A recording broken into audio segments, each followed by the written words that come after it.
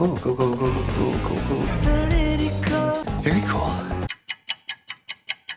Bienvenue dans l'épisode 2. Aujourd'hui, on va parler de l'Afghanistan, car récemment, en février, les premiers accords de paix ont été envisagés entre les forces talibanes et les États-Unis. Bon, il se trouve que ce dialogue pour la paix en Afghanistan, qui a été entamé sans la présence du gouvernement afghan de Kaboul, pose de nombreux problèmes et il y a beaucoup d'experts qui se demandent s'il s'agit vraiment d'un accord de paix ou si c'est juste une décision électorale de Donald Trump pour retirer, comme il l'avait promis, toutes les forces américaines d'Afghanistan. Trump administration intends to draw back more than 4,000 troops from Afghanistan by the 2020 election. Aujourd'hui, pour pouvoir mieux comprendre en fait tous les enjeux de cet accord de paix pour la guerre qui est la plus longue de l'histoire américaine et qui dure depuis 2001, on va revenir brièvement sur l'histoire de l'Afghanistan, un pays qui est en conflit depuis les années 80 et donc du coup maintenant depuis bientôt 40 ans. Et surtout, on va essayer de bien comprendre pourquoi cet accord de paix ne peut pas se faire sans les talibans, sans le gouvernement afghan non plus, cela va de soi, et également sans une présence étrangère sur le sol afghan pour garantir la sécurité d'une transition vers un gouvernement démocratique fort.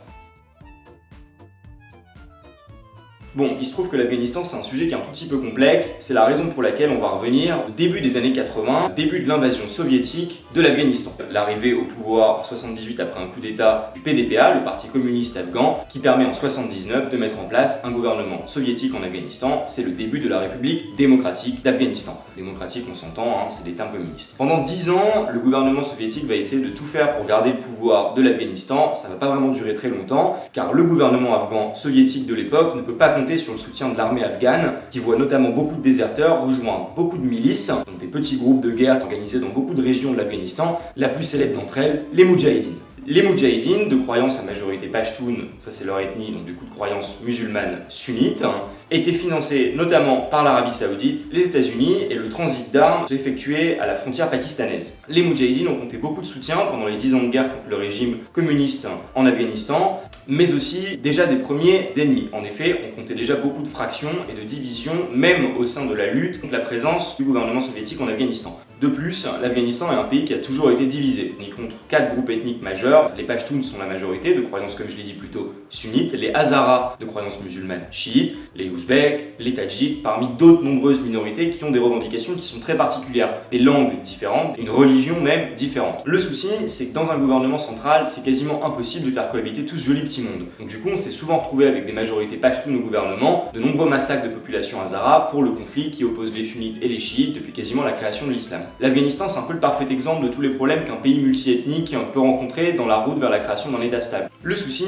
c'est que même lutter contre l'ennemi soviétique au pouvoir n'a pas réussi à les unir. Par conséquent, quand les Moudjahidines prennent Kaboul en 89 et mettent un terme à la présence soviétique en Afghanistan et à ce gouvernement, ne s'ensuit pas du tout une période de paix, sinon une période de guerre civile et de conflit pour savoir qui arriverait sur le trône de l'Afghanistan. On se retrouve avec un pays qui est plongé dans le chaos, la guerre civile, et surtout un pays dont l'État a complètement failli, miné par la corruption et le trafic de drogue, en particulier l'opium. Il faut savoir que 90% du marché mondial d'héroïne est fourni par l'Afghanistan.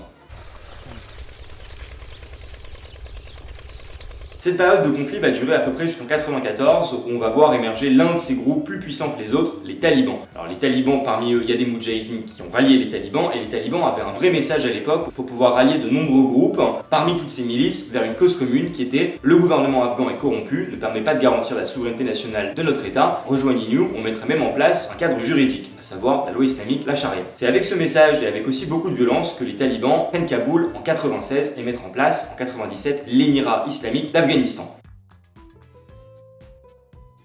S'ensuit 5 ans de période talibane, de 1996 jusqu'à 2001, invasion américaine, et cette période talibane n'est pas particulièrement vue d'un bon oeil par les États-Unis, car les talibans sont aussi ceux qui ont fourni un hébergement à Oussama Ben Laden, qui avait lui aussi financé les Moudjahidines lors de la guerre soviétique-afghane. Après les attentats du 11 septembre, George Bush décide d'envoyer ses forces aériennes et terrestres punir les talibans qui abritent et soutiennent Oussama Ben Laden. Assez rapidement, les forces américaines chassent les talibans du pouvoir de Kaboul et les repoussent dans leur zone et prennent le contrôle du pays. Le seul souci, c'est que les Américains, une fois les talibans chassés, se confrontent à leur seconde mission qui était d'instaurer une transition avant de pouvoir quitter le pays. Le gouvernement actuel n'a aucune légitimité. Ce n'est pas un gouvernement légitime. Il a été créé sur la base d'un compromis et imposé aux Afghans par le secrétaire d'État américain John Kerry. Le problème, c'est que l'armée américaine n'avait absolument aucune connaissance de l'Afghanistan lors de l'invasion de 2001. On se retrouve donc avec une espèce de double enjeu. Le premier, la lutte contre le terrorisme. Le second, la mise en place d'un État stable ou au moins d'un gouvernement de transition. Le seul problème, c'est qu'en 2003, le gouvernement de George Bush part faire la guerre en Irak à Saddam Hussein. Il va y avoir un changement d'intérêt de la politique américaine de l'Afghanistan à l'Irak et la majeure partie des forces américaines et des projets de développement vont aller s'installer en Irak. Et ça va permettre aux talibans de pouvoir petit à petit regrappiller toutes les zones qui avaient été perdues pour essayer en fait de reconduire leurs forces à travers la majeure partie de l'Afghanistan au fil des années. Et les Américains se retrouvent dans la même situation que le gouvernement soviétique de l'époque, c'est-à-dire ils ont du mal à pouvoir compter sur le soutien de l'armée afghane qui compte toujours les déserteurs qui rejoignent soit les talibans, soit d'autres milices locales de villages. Et l'armée afghane fait faute de beaucoup de moyens. En effet, comme on l'a dit, le gouvernement afghan est littéralement miné par la corruption, ce qui rend quasiment impossible un soutien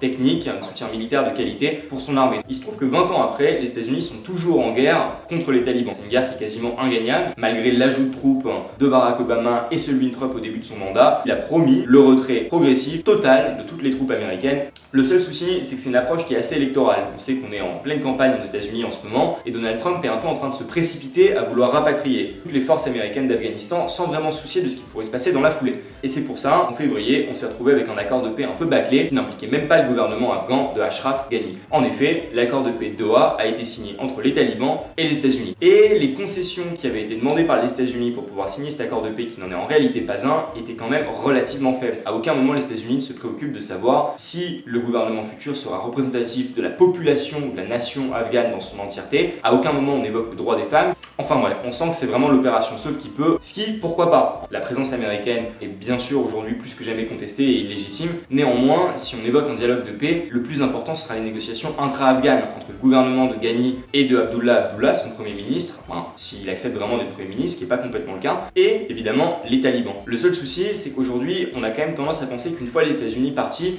les talibans vont à nouveau marcher sur Kaboul, écraser le gouvernement certes corrompu et remettre en place la période talibane et l'émirat islamique d'Afghanistan qui avait été mis en place en 96. Le souci, c'est qu'on parle pas vraiment de la mise en place d'un gouvernement afghan dans le futur. Les États-Unis s'en désintéressent complètement dans un seul objectif qui est de quitter le territoire le plus rapidement possible. L'accord prévoyait aussi un cessez-le-feu, qui est censé durer 7 jours, et à aucun moment il est stipulé qu'il doit être permanent. L'accord de paix, du coup, paraît plus comme une espèce de trêve qui permet d'ouvrir une autoroute pour les talibans pour pouvoir reprendre Kaboul. Hamid Karzai, ancien président de l'Afghanistan, avait lui-même été relativement clair, il n'y aura pas de gouvernement stable en Afghanistan sans les talibans. Les talibans sont beaucoup trop importants, et ils ont le soutien d'une énorme partie de la population afghane. On ne peut pas y avoir d'état stable en Afghanistan sans une représentation au pouvoir talibane. Mais il en va aussi pour les Hazaras, les Kurdes, les Ouzbeks, les Tadjiks, et aussi pour le gouvernement actuel qui doit pouvoir assurer une forme de stabilité dans la transition. Les États-Unis qui s'en vont, c'est également la fin d'une aide financière conséquente pour l'armée afghane qui sera complètement démunie. Les talibans ont un soutien qui est beaucoup plus important économique de la part de régions limitrophes comme le Pakistan qui joue un double jeu d'ailleurs particulièrement dangereux, mais aussi ont mis la main sur tout le trafic d'opium de l'Afghanistan, enfin du moins une partie très importante qui leur garantit une source de revenus très stable et très importante également. En gros, les États-Unis quittent l'Afghanistan aujourd'hui, on va ouvrir un nouveau boulevard pour que les talibans reprennent le pouvoir et en fait ces 20 ans de guerre, les milliards dépensés et surtout les millions de personnes qui sont mortes, ça aurait été un peu en vain et ce serait grand dommage. Il n'y a pas vraiment de solution pour la paix en Afghanistan. Le plus important pour construire un état stable, c'est d'abord de sécuriser le pays et d'en sécuriser les frontières.